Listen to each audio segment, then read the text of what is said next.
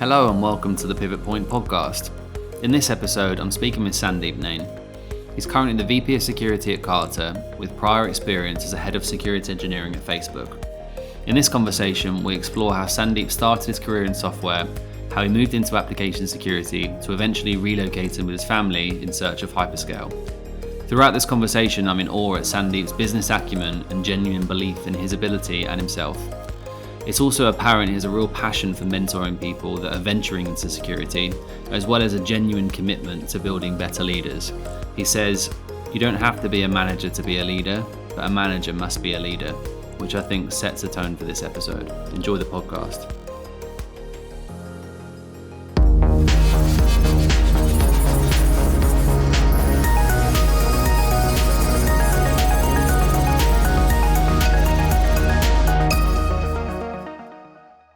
Sandeep, welcome to the podcast.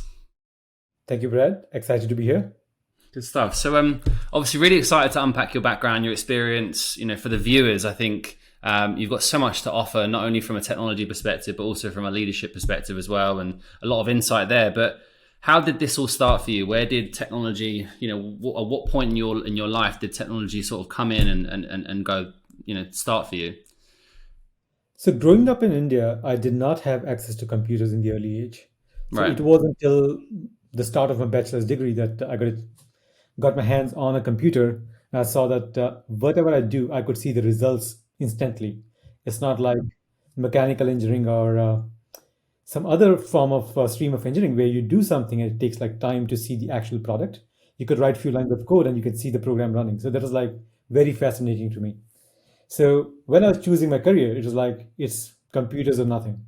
So I chose Bachelor's of Computer Science, and I think it was 6 months, 8 months down the line within my bachelor's degree when my parents bought me a computer, and that gave me a good start.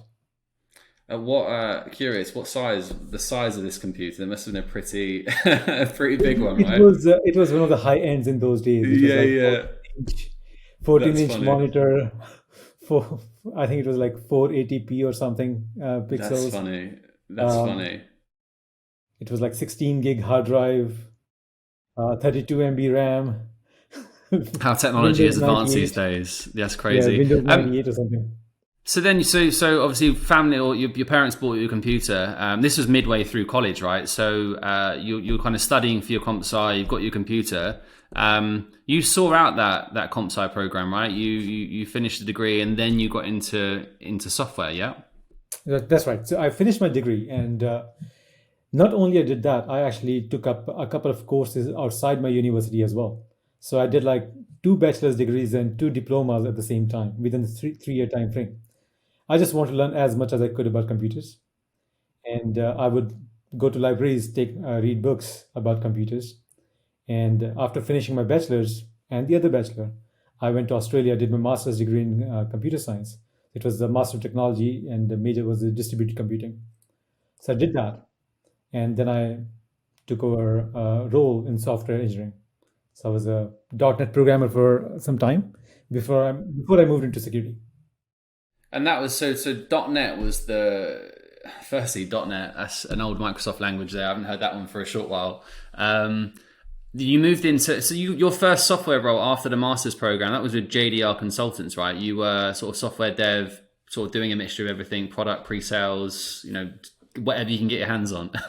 So JDR Consultants was a startup that I started when I was doing my bachelor's. So when I was doing my bachelor's and I was doing the 4 courses that I mentioned, I was actually working on various projects as a software engineer. So I would go and talk to a company through some channels sometimes, find a project to work on, and do it, deliver it. So it was a good way to earn some pocket money on the side, and it helped me grow a lot as well. So I was running this startup by myself in the beginning of my career. And tech expertise, that was, I'm assuming, another startup of yours, right? That was my partnership with a friend of mine, and that was started when we were doing masters. Wow. I mean, you can tell where I was going to say you can tell where your entrepreneurial mindset has come from an early age because you've been feeding into it sort of from college. Exactly. So in this one, in fact, we were getting projects from the US. We were in Australia in those days, and we were getting projects from all over the world, and it was going well. It helped us in paying off our student loan. So, Yeah, of course. And so the first proper job then was sort of in IT management, and then the role with Accenture came about, right? that's right. So the job, when I say IT management, was with City Software, and I joined that as a software engineer as well. So that was the company where I was working on .NET and Microsoft technologies like VB6 as well, SQL Server, VB6, .NET. We were building e-commerce website, and that was a job when I actually got acquainted with information security as a career. In fact, specifically application security as a career. That's where it started. Then that's the That's where it started. that's where it started. And then then you went to like a spin off of IBM, and then for a couple of months, and then you was at Accenture, right? And then IBM. So I joined a boutique consulting company called AppSecure. It was, I think it was the only one in those days back in Australia. I joined that, and then I went to. There was a very short period, and Accenture came calling, and I always wanted to work for big companies with big brand names. So when Accenture came calling, I was like, it was a clear choice that I would choose Accenture. So I went on and joined Accenture, So and then to IBM. what is it? I guess I know you said just there the security. This is where information security came about, specifically AppSec. What is it about security that piqued your interest? What was it that took? Because you've been in software now for a couple of years. What was it about security that you gone? That's interesting. I'll take that leap.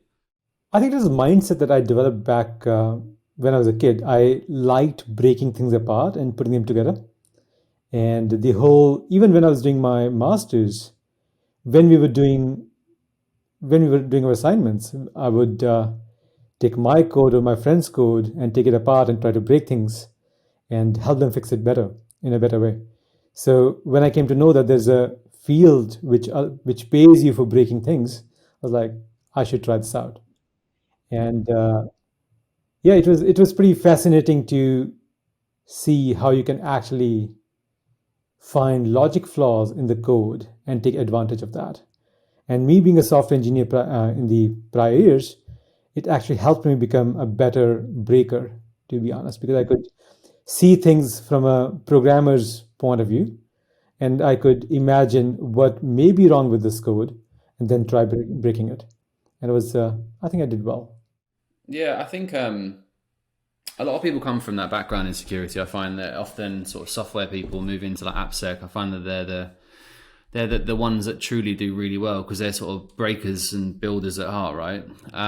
So from obviously IBM hit you, you was there sort of doing similar to probably the Accenture role, and then Fortify came about, which is the AppSec tool, right? Obviously bought out by HPE. But yeah, curious to work out how Fortify came about, because obviously going from two big companies, Accenture, IBM, and then Fortify. That is a very interesting story, to be honest. So when I was at IBM, and I was pretty sure that I want to build my career in application security. So I was reading about it day and night. I was like fully into it. There's nothing that I would say that I did not learn. It was available and I did not learn in those days. And my dad asked me like, so you're at IBM, you're doing well. So what's next? And I knew that there's a company called Fortify in US, and I was in Australia in those days, and Fortify did not have a presence in Australia. I was like, I want to work for Fortify, and that thought came into my mind. And after that, I started looking at the website, Fortify's website, and started looking at the job descriptions and the technologies they were looking for, the kind of people they were looking for, the um, uh, so reading the job descriptions gave me like what kind of people they want in the company, and I started learning those technologies, those um, processes like build processes, CI/CD, and so on. I mean, there was no CD in those days; it was all CI. So I started learning like Hudson build integrations and everything. And few months from then, an acquaintance of mine reached out and said, "Hey, Fortify is looking for people in Australia," Right. and I was prepared for that. Yeah. knock from the opportunity. So Years of planning, or months of planning, should I say? Just sort of looking through job descriptions, tailoring your experience to go. I'm the guy for this. yeah, it was more like better be prepared and not get the opportunity than getting the opportunity and not being prepared. So Yeah, I guess Fortify though, first sort of a smaller company at the time, right? Like you said, first time in the US. Must have been a couple of challenges there along the way, surely, going from sort of big to much smaller. So I actually enjoyed my time at Fortify more than Accenture IBM. The reason being it was niche player in application security. All we were doing was just application security, and the people I was working with, they were like best of the best in AppSec space. So the kind of learning I got from those people, that was like invaluable. And it also gave me the opportunity to talk to many companies across Australia, and understand like what is happening, how they are building software, and what are the challenges they are having from security perspective. So that kind of visibility was not available when I was working at Accenture IBM, because when you are at bigger consulting companies, you are very much assigned to a project, much longer project than the kind of projects you will get to work on with companies like Fortify or boutique consulting companies. And Fortify was, although it was a smaller company, it was a leader in static analysis. So they had the brand name. It was definitely was supposed to be. It was about to be. It was definitely going to be big. So I knew that, and yeah, it did turn out to be a good decision, I would say. A lot of learning, a lot of growth.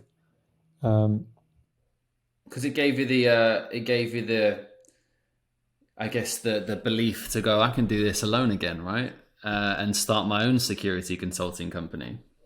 yes, so the autonomy I received in Fortify was amazing. So you would not get that kind of autonomy in bigger companies. In Fortify and all my roles after that, the autonomy I received actually groomed me a lot, be it the entrepreneurship, be it actually going out and tackling things of my own. That's exciting. Yeah, no, definitely. I think you've gone back to kind of your roots, right? You started out sort of doing your own business, and I think then. But I think it also gives you, like I said, that belief part, and then obviously kind of started your own company, and then now with HPE, you've gone back there. And when was the move to the US? Because there's a lot going on. um, so what happened was like HP acquired Fortify, and having worked with Accenture IBM, I was like, I don't want to work for HP. So I did not join HP at that time. I ended up joining a company called Pure Hacking, which was a boutique consulting company. Uh, very, very niche player and a premium player in Australia. And I led the application security practice. From there, I thought, hey, I can actually start my own thing. And I did that. And then kids were young. I had my elder one, who was 6 months old at the time. HP came back and said, hey, we are actually starting this software security practice for Asia Pacific. And we have heard your name. And people talk about the work that you have done. It would be great if you could join us. So I joined HP, and I came to an agreement with my then manager, that we will build a practice which will be focused on building application security programs for enterprises. So I took the role and built that practice from scratch. Did that for 4 years, roughly 4 years. And by the time I left, it was the leading practice for building application security programs in Asia Pacific. So Singapore, Hong Kong, Australia, India. We worked across the globe, across the Asia Pacific.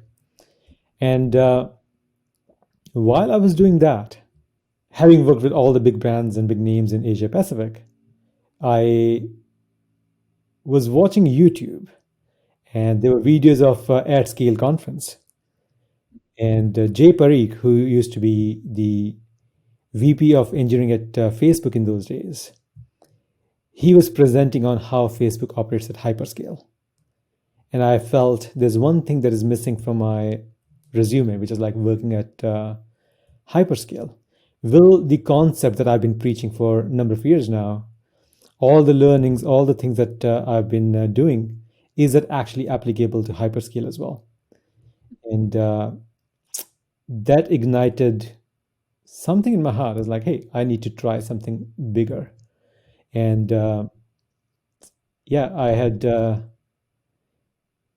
I spoke to my wife, and in less than 1 year since then, we packed our bags and we were in US. So moved to Bay Area 5 years ago, and joined a company called Digital, which is also a pretty known company in software security consulting space. Got a chance to understand how Bay Area works, and in 8 months from then, Facebook came calling, and I was at Facebook. But just to go back to digital here, because I think you're missing a really key point, is you didn't have a job when you came across to the US, did you? That wasn't lined up. You just had the belief of like, I know I've got the skill set and someone is gonna hire me here. And then digital obviously came about. So I looked for the digital job after coming to US, and I did not have a job at Hyperscale lined up. It was very much a belief that I must try it out. To be honest, like it was all going well in Australia. It was a good job. I built my personal brand in the region. People knew me. Recently bought a home. Um, Everything was like well settled as per the plan. But then when I looked at my dreams, like it can only be fulfilled if I'm in US. So I had to leave my comfort zone to achieve my dreams. So obviously discuss digital. Really curious to find out how Facebook came about for you. Obviously, kind of head of security partner type role, focused on the product side. How did that position come about? Was that just sort of by chance? Like, where did that come from? It was totally by chance. So I was actually applying for roles in the Bay Area, like Google and so on. I did apply for the security partner role at Facebook as well. And when Digital got acquired by Synopsys, and we were going through the integration process, the recruiter reached out saying, after looking at my application, and the role they discussed with me was for head of security for business products, which is kind of a mini CISO role at Facebook. The title was security partner. It aligned pretty well with what I was looking for, as in like the stepping stone to become a CISO one day, and also which would allow me to work on Hyperscale. The only reason that I came to US for, and it was at Facebook, the company that I really admired and which gave me the vision to come to US and work on Hyperscale. So it was a no-brainer. So I appeared for the interviews, and within a week, I was working at Facebook. That's really cool, and I think I'm big into like just sort of putting things out there, and obviously, kind of good things will follow, and all about gratitude and everything else. And I think you've clearly found an area of your experience that you felt growth, and it's cool to see that that's come to fruition, obviously, and you've kind of got the dream role at Facebook that's like worked out perfectly for you. So 4 years at Facebook, how was your time there? What did you learn? What was some of the cool things, some of the challenges? What was the experience like? Time at Facebook was amazing. Probably the best company I've ever worked at. The people, probably the smartest people, arguably the smartest people on earth when it comes to security and software engineering. Really nice people, and yeah, if I have to redo it, I would do it in a heartbeat, to be honest. From the learning perspective, I learned a ton at Facebook. So when you're a consultant, you actually get to see only one side of the problem, which is what are the technical problems, what are the process problems, and how do you solve it. But when you're inside the organization, you have few more things to handle, which is like capex and opex, the resource planning, how you work with various engineering teams, how do you collaborate with various engineering teams who have different roadmaps and different priorities, how do you actually align security with engineering roadmap, and so on. So that kind of experience was very valuable. At the same time, and I've seen this in consulting world as well, that usually they're like, I've never ever seen like two companies which were exactly the same, and I've not seen two teams which were the same.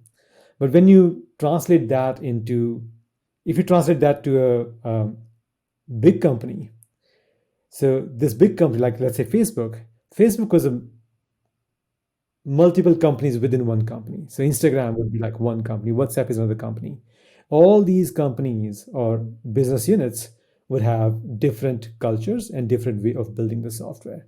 And when you have a central security organization that is serving all these business units, it is totally a different ball game. It's like a different scale altogether.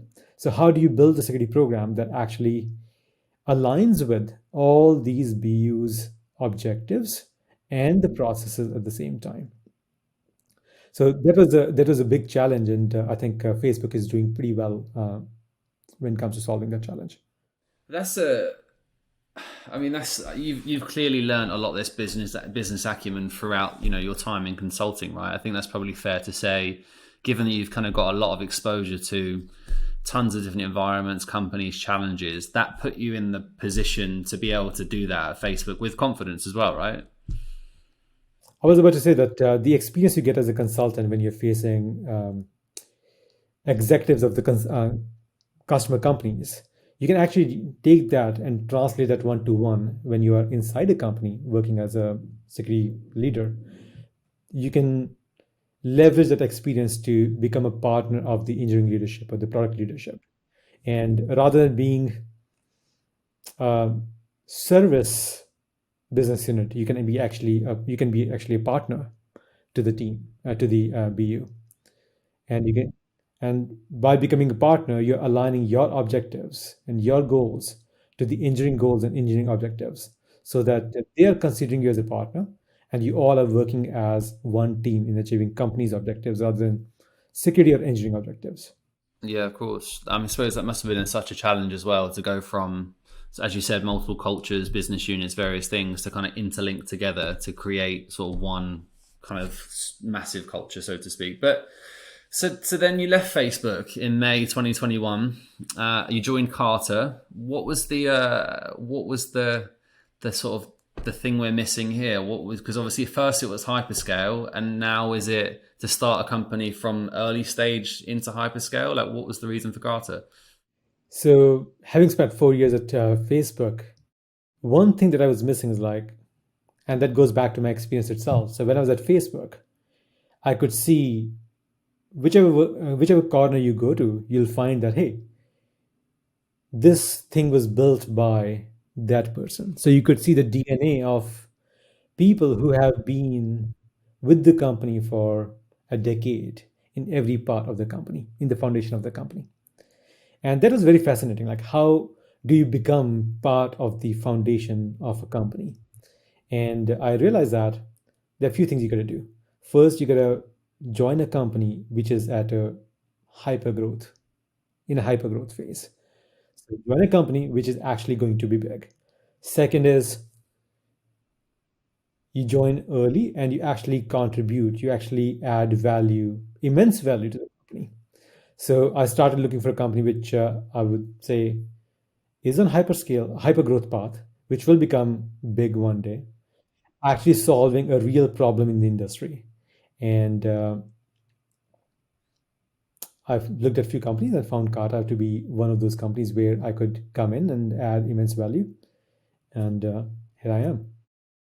Yeah, it's cool. And was there anything? Was it that skills gap again that made you start getting a bit itchy at Facebook and sort of go, I feel like I'm missing something here. I want to potentially leave. Or like, I'm trying to kind of work out how Carter came about. Was it just a random sort of, you were applying to lots of opportunities? Were you sort of actively looking to leave Facebook? Like, what's the story there? So I wasn't actually actively looking to leave Facebook. So, but I was getting into kind of a comfort zone there. Right. And when I'm in a comfort zone, it just makes me a bit uncomfortable. Yeah, Um, yeah, yeah. And you can for me, tell. it's like if you are working at a company, you need to see if you are actually learning something and if you're growing there or not.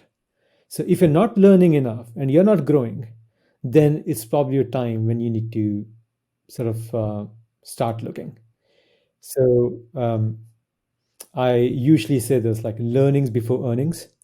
And it was time at Facebook where I was kind of a, what more can I learn? What do I need to learn to make sure that I reach my career goals, to fulfill my dreams?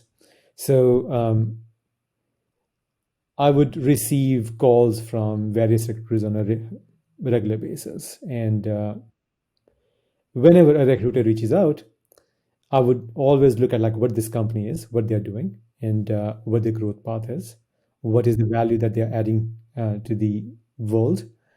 And once it fits like 5 or 6 boxes, I'll say, hey, it's worth checking. Like, what is the role? What are they offering? And when Carter Recruiter reached out, to me, it seemed pretty fascinating because they are actually solving a real world problem with private equity, the liquidity of private equity. And when I looked at the history of the company and how Henry Ward founded the company and the trajectory that they are on and the goals that they have for themselves, it turned out to be a company that I should consider for my next opportunity. So at that time, I started talking to the recruiter and the team at Kata. Yeah, and obviously a lot of this role with Carter, right, and obviously the Facebook one too, is around leadership. And I know it's something you're a big advocate of.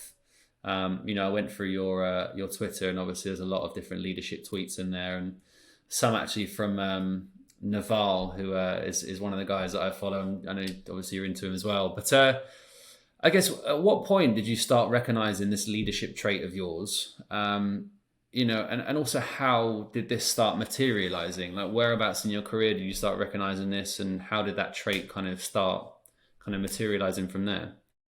I seriously started considering leadership as a career back when I joined HP, and I started hiring people for building this practice. And I was highly influenced by my manager in those days. He's probably the best manager I've ever had. I learned a ton from him, and I was like, yeah, this is what a leader should be like. So I would learn from him, and I started asking him to mentor me. He would suggest a few books I would read, and then I started. When I started hiring for the practice, I started practicing the principles that I was learning from books and from him, and it really helped me become a better leader, I would say. Yeah, and that's obviously something you've kind of progressed developing, and probably you're still developing as well, right? Leadership skills. I am. Yeah, this journey is 1% done, so I've got a lot to learn. Yeah, that's exciting. And I was going to ask your most important, or your probably who is like the most important professional mentor to you, but I think we've answered that one. Yeah, the manager I had at HP was probably the best manager I've ever had. And what was the like? Why? What was some of the things that he was doing with you that you felt? Was it just the kind of the connection you had? Was it sort of some of his sort of things that he was instilling into you? What was the reason for that? There were a few things. First of all, the way he built that connection, Right. that was important. I think not every manager or every lead. So there are two things I would like to sort of separate it out. Like one is being a leader, one is being a manager. Yep. And you don't have to be a manager to be a leader, but a manager must be a leader. Yep. So him as a manager, he built that connection, which was long lasting. So he started with building the rapport, building the connection. And then he would have empathy with like what's going on in your life, in the profession as well as personal life. And he would give you autonomy, very balanced autonomy. It's like not that free rein that you do whatever you want to do, but autonomy that you are actually doing what's right by yourself, what's right for you, what's right for the company, what's right for the team. So keeping that balance of autonomy was very, very important. I think it goes a long way. And he was there for you when you needed him the most. That's cool. That's cool. I think I've obviously spoke a lot about leadership in this podcast, but I think the the effect mentors have on people starting out their careers, and it's something I'm probably sure you'd highly recommend anyone starting out their career would be, to reach out to someone senior, a mentor, to kind of get information, guidance, advice. I'm sure you'd probably highly recommend that. The one thing that most managers or leaders miss is investing in the growth of their team members. So understanding what the career goals of your team members are, what they want to achieve, and what's the best way to help them in achieving those career goals. That is very, very important. So he was very much into that, and I learned it from him. So when I build my teams, I hire people, I start with understanding what their goals are and how I can support them better in achieving those goals. That's cool. So a good leader always builds more leaders. So that's what I go with. Well, look, obviously, I think this is. I want to go into a quick fire round. I know I mentioned this to you. This is something I'd like to start doing this, but I'm going to start doing more often this podcast. I think it's just going to give a lot of short snap insights into like your background, your experience, but also some of the things that you do to get to where you are. So, first question: what does your morning routine look like? I start with a coffee. Right, I love my coffee. I've got 2 young daughters, so I prepare their breakfast and their lunch. I pack their lunch, and I drop them to school. Then I come back. I have another cup of coffee and get ready for my work routine. I usually plan my day in the evening, Right. so I would plan today for tomorrow. So I would have a full checklist of like all the things that I need to do and what prepare for the meetings and so on. But in the morning, I try to keep it for my kids and then and coffee. Nice. Kids and coffee, yeah. What time in the day do you get your best work done? I'm a night owl, so I have all my meetings in the daytime, and then I have dedicated time to work at night. Just where it's quiet, just sort of silent time, just Exactly. sort of nice. What's your favorite productivity hack? Planning. So make sure Planning. that So make sure the day is planned properly. Make sure the week is planned properly, and then make sure the quarter and halves are planned properly. What 3 books would you recommend to the audience and why?